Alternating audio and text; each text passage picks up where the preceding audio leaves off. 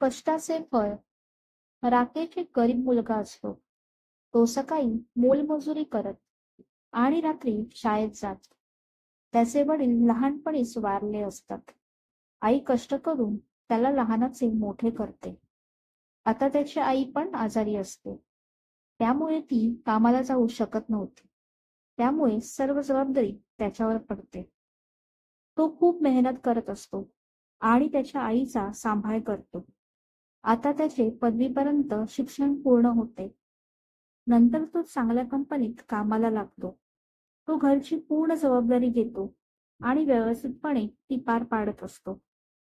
नोकरीबरोबर तो स्पर्धा परीक्षेचा अभ्यास करत असतो. त्यात तो पास होतो आणि मोठ्या पदावर नोकरीला लागतो. तो पहिले आपल्या आईसाठी साडी घेतो.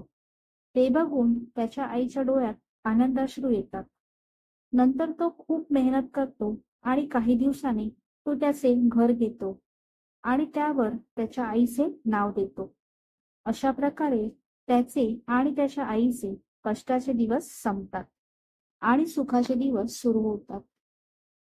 तात्पर्य: माणसाने मेहनत केली की त्याचे वाईट दिवस संपून चांगले दिवस येतात.